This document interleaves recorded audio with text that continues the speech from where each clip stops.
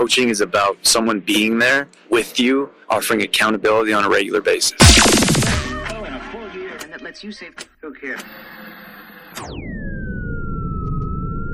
Welcome to a brand new edition of Ageless Energy, where we talk about how to burn fat, increase energy, and balance hormones for women over 40. Over the past 20 years as a performance coach, I've worked with hundreds of women that have the exact same struggles you do. I hope to shine some light with this podcast on what can be the most challenging time of your life and let you know there is hope to find success with your health and what you're looking for. Please share and enjoy.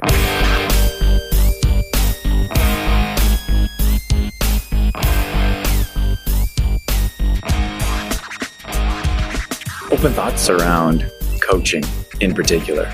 So this is for everyone. Like, this isn't just for new members. This is for regulars, people that have been with us we have people that have been with us for almost 2 years, like just this map.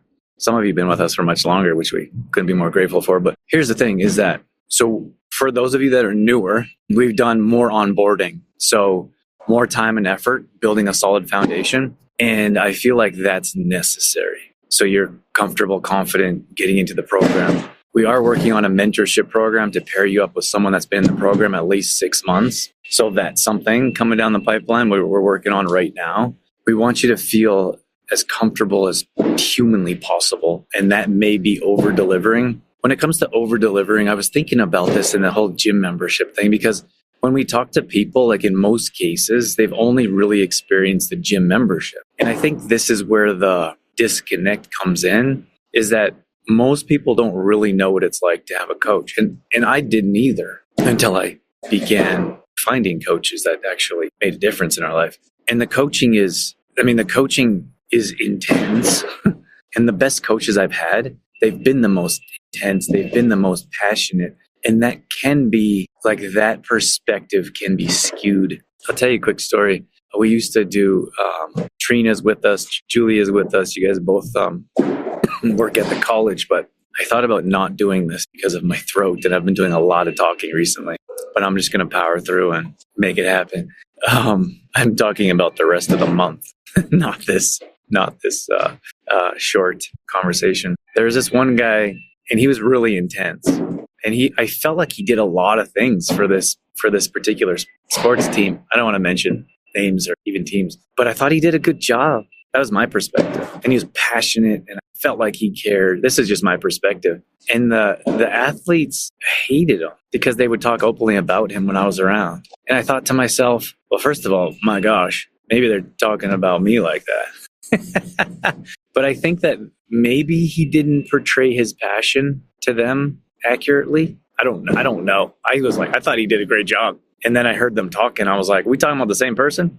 And they hated him. And like he pushed them, and he challenged them, and he brought in other athletes that were above them to show them what it was like to be at a higher level. And they always, like, everything he did, they took negatively.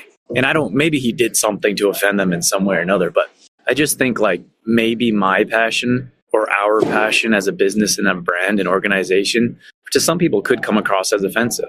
And I think about the coaching aspect because a lot of people haven't been coached, so they don't know what to expect. Like, coaching is different. It's a completely different ballgame, and it can be life-changing if you allow it. But I think to myself, like, one of the first real coaches I had, like business coaches I didn't really jive with him that well, but he changed our life. I have to give him that. He knew what he was talking about. Like, I didn't particularly like his messaging, but I followed what he said. I was a good student, and we saw incredible results, and, like, you can't deny it. And I think, like, I could have taken that differently. I could have taken, like, what he said offensively. I could have disagreed. Well, I did disagree with some of what he said, but not like the deliverables, not the particular tasks. Like, it's not like it was morally unjust or unjustified to do that. I just didn't particularly jive with that individual because of my past experience with someone similar. But I think, like, you sign up, like, in most cases, you sign up for a gym membership, and no one hears from you. Like, you don't hear from anyone. You might hear from a trainer that wants to try to sell you a package. You don't hear from the staff. You don't hear from the owner. You don't hear from the organization. You don't hear from a coach, support system. You sign up, you go to the gym a little bit, and you probably disappear. Nobody knows. Nobody cares, right? So you come into a program like this, and I suppose we're intensifying. we're increasing the onboarding in particular. So we're doing like as soon as our new clients sign up, we get a call right away, and then maybe a call in a few days. That's what we're doing. And that's what my new business coach is teaching. Like every time we invest in new coaching, my apologies for the shipping house noise. Anytime we invest in new coaching, we do better. That's all there is to it. Like we cannot not do better if you put any effort in. You could sign up to the worst program possible. And if you put effort in, you'll see some type of difference. But for us, we're changing a few things up and we're offering more. And I feel like this conversation is worthwhile because it can be taken, like anything can be taken out of context or negative. Like, for example, like, oh, I don't need hand holding. I don't need you messaging me all the time. Like, would you be here if you didn't? So I think that the past perspective or perception of people of being like having a gym type of experience where no one really cares, it's the exact opposite for us. It's like, hey, like I'm trying to message you guys more often if you haven't noticed. I'm trying to offer more accountability. We want to work on a document together to help you guys stay on track. But I'm thinking like some of you that aren't used to that, or some people like maybe newer that are gym membership, like, hey, why is this so intense? Why is there so much happening? Or why does it feel overwhelming? It's overwhelming. Who did I talk to? Tracy. I don't think she minds me mentioning her name. She's like, it's a lot going on here. And I was like, I know. And I thought about like, we have your start here module. So just focus on this. We're working on spreadsheets. Just do these steps. And still we have people trying to do all kinds of stuff. And I'm like, just focus on what we're asking you to do. And this new coaching program I'm in, it's chaos. It's absolute chaos. And it's like, there's so much. I'm like, it's hard to breathe some days. I'm like, how am I going to keep up with the tasks that are asked of me? But that's how you grow. And I think back of how like our biggest growth spurts in business and in life have been entirely intense and hard to work through. I could look at playing professional sports to personal relationships. And they felt like a lot at times. But for me, like to get into this program, like I've always dreamed of having a program where someone checks in on you regularly and is making sure you're on track.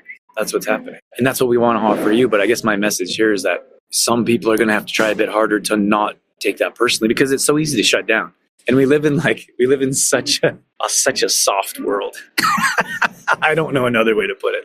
Like we grew up in a much harder world. And that's nothing compared to our grandparents or our grandparents' grandparents grew up in, right? But now it's like you can't really say anything without offending someone. Like all the sports teams, they're changing their names, and maybe you could tell I'm a little bit older school, but it's a whole bunch of nonsense and fluff. But like having hard conversations with people, like we just turtle and shut down, like emotionally shut down. And you need that. You need that. I need that to grow. I need that from my coach. Like, hey, this is what we're doing. Buckle up. And I want to be that for you guys. But if I'm pushing and you're shutting down, or if I'm checking in, that's why I told you guys about I mentioned this a few times, but it's the whole psychological aspect of like, if I'm reminding you too much, you're going to shut down. So there has to be like a happy balance or a happy medium of reminding you enough so it's not annoying. But I feel like a lot of times people just shut down, like, oh, because they're used to no accountability, or we're used to no one checking in. When you have someone checking in regularly, like, oh my gosh, they're upset with me, or what am I doing wrong, or I'm not seeing the results, I'm going to disappoint them. Like, that's not what coaching is about. Coaching is about someone being there with you, offering accountability on a regular basis. That's what coaching is about. And you could that's why I don't really like group coaching. Like, I don't like it for me, myself personally. I've been coached in group coaching atmospheres. It doesn't offer nearly the benefit of a one-on-one coach, because you have customized support, but you have to be available. You have to be mentally, emotionally ready to be coached. That's why I ask like our audience, like, are you ready to be coached? A lot of people aren't ready for a coach. They don't know what that entails, but the group atmosphere is okay. But I mean, it's better than nothing. And I've definitely learned a lot from being in group atmospheres, but it's really the individual one-on-one coaching, someone checking up on you, someone customizing. But again, that goes back to you guys putting in the work and showing up and being there regularly. Something like this is how we've been doing this for years. So I'll have conversations with people, great, inspired, ready to rock, doing their steps. And then they start to fade a little bit. And I'm there like, hey, what's going on? Let's get back on track. Okay. and then like little bit get on track and then disappear. And I'm like, hey, where are you at? And then taking longer to answer back. That's why I said like being responsive is super important. So taking longer to answer back and then like not following the tasks and not staying on point. So I'm thinking to myself, how can I offer our members the best support possible without having them mentally or emotionally shut down? One of the things I would like to ask of you guys is that some of you know that I don't run ads on the show and don't plan on in the immediate future. So the only ask I have for you is that you help us spread the word so we can help more women burn body fat, increase energy, and balance their hormones. And the only way that we can do that is if you can rate and review this podcast. So the single thing that I could have you do or could ask of you is to leave a review. It'll take 5 minutes or one swipe of the thumb. It would mean the absolute world to me. And more importantly, you could change the world for someone else. As many of you know, there's plenty of women that struggle in this age group for balancing hormones, increasing energy, and burning body fat. So if you could help spread the word, that would make a big difference in our life and probably someone else's as well. But again, my point is that if we're working on a document, if I'm checking up on Friday, I'd like to do some more videos for you guys, like individual. That's what I'm planning. But it takes two to tango, right? Like you have to be responsive, open to that advice, open to that information, open to those tasks. And I think that's where the magic is. I think that's where it lies, is where you're going to see the most results is doing the step by steps and showing up and doing the boring and getting your meal prep in and getting your workouts. And even though you don't always want to do it, following our system, stacking habits, following checking off your spreadsheet. Or if I ask for a food journal, you get your food journal in. If I ask you to do the digestion challenge, you do the digestion challenge without me reminding you 25 times. And don't get me wrong, we're here to remind you and to coach. But if there's too many, like I'll say this till I'm blue in the face, if there's too many reminders, you're just going to shut down. And then it's going to be hard to reach you at a deeper level. And then it's going to be hard for you to see results because you have some type of block towards your coach or mentor or parent type of figure that we compare that to. And I think a lot of times if you look at coaching, like I look at my past coaching experiences, how that compares to my current, which is just challenging. I would say you try to separate that or compartmentalize. But I think most people haven't had someone looking in on them, checking in with them, holding them accountable. Most people haven't had that. They haven't been involved in an intense type of program where you see maximum results. We want to show you maximum results and keep those results. But the comparison is just our parents, right? Like your parents are always there reminding you, helping you stay on track.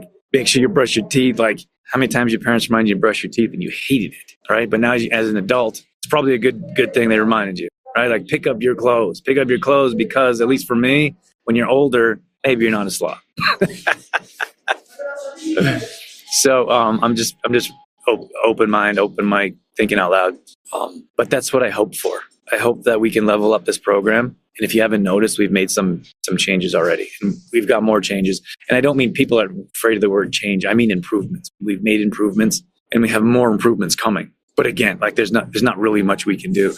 Like perspective wise, I think most of you are on board, but you have the odd person that takes it offensively. Like, oh, why are there's so many check-ins, or why is he always reminding me, or why do I got to do weekly stuff? Like, I don't want to record in a food journal. I don't want to record my workouts. Like, I don't how many times have I reminded you guys that have been with us for a while? You have to measure every week. I don't care how boring it is. There's endless benefits to measuring every week, weighing progress pictures, even if it doesn't move, even if the scale doesn't move, even if you knew you fell off and you had a bad week. Because then we can track data and be like, well, what happened this week? Okay, well, if you have more of those weeks, you're not going to see the results you're looking for. So maybe we could stack some habits or create better systems in your life to keep that moving forward. I could probably talk about this forever. So let me end this. And that's it. I have nothing else to say. See you inside.